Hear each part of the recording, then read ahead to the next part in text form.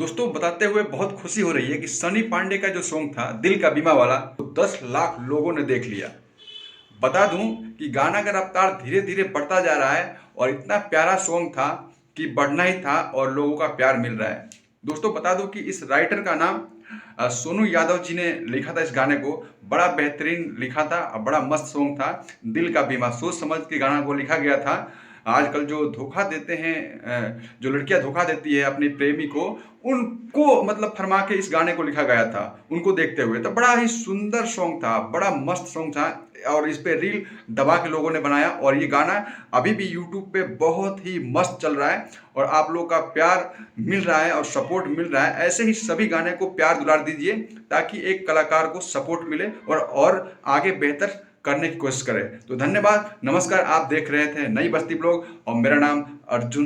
दोस्तों सोनू यादव से रिक्वेस्ट करूंगा कि ऐसे ही गाना लेके आए, बहुत ही प्यारा प्यारा और एकदम मस्त मस्त। और आपने जो गाना लिखा है बिल्कुल फिट बैठता है ये जो नौजवान लड़के हैं उन पे।